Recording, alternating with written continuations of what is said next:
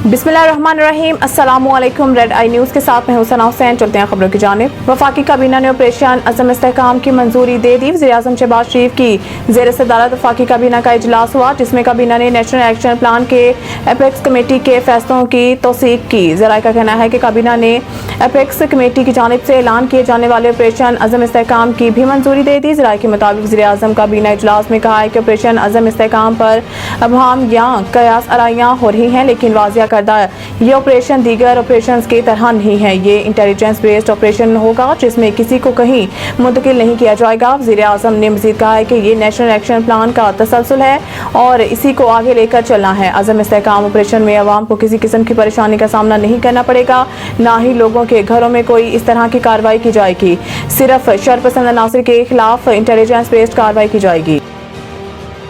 अज़म इस्तेहकाम operation की ज़्यादातर कार्रवाइयाँ KP और बलोचिस्तान में होंगी। वज़ीर दफ़ा party secretariat model town Lahore में प्रेस कॉन्फ्रेंस करते हुए वज़ीर दफ़ा ख्वाजा आसिफ ने कहा कि ये ऑपरेशन पिछले ऑपरेशन से थोड़ा मुख्तलिफ है। इस ऑपरेशन का आगाज़ दहशतगर्दों के खिलाफ कार्रवाइयों से शुरू होगा।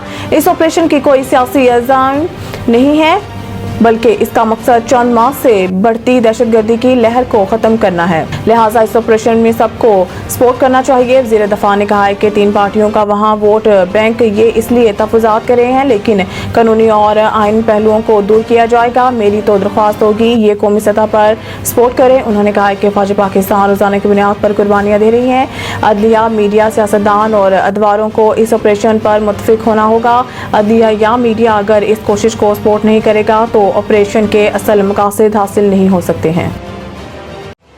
नैब और मईशत साथ नहीं चल सकते, हमने नैब को खत्म करना है। बिलावल कौमी असम्बली में इज़हार ख्याल करते हुए बिलावल भुट्टो जरदारी ने कहा है कि जब पीपल्स पार्टी ने हुकूमत की हमायत की तो एक माहिदा किया, जिसके तहत हुकूमत को बजट और PSDP हमारे साथ मिलकर बनाना था, मगर इस पर अमल नहीं किया गया। मिलकर बजट बनाते तो अच्छा होता। उन्होंने कहा है कि हुकूमत को बजट पर अपोजिशन से भी बात करके इनकी तजावीज़ लेनी चाहिए थी, इससे अच्छा तासर जाता। शहबाज शरीफ ने चार्टर ऑफ इकोनॉमी की बात की थी। पाकिस्तान का लॉन्ग टर्म मसला इसके बगैर हल नहीं होगा। ये चार्टर सबके मशवरे से बनाना होगा, कहीं से डिक्टेट नहीं होगा। हमें दुनिया को पैगाम देना होगा कि पाकिस्तान ने अपनी मैशत के लिए 20 साल प्लान बनाया है। चेयरमैन PPP ने एशिया पर सेल्स टैक्स जमा करने का अख्तियार सूबों को देने का मुतालबा करते हुए कहा है कि अगर सूबे हदफ हासिल नहीं करते तो अपने बजट से हदफ पूरा करेंगे।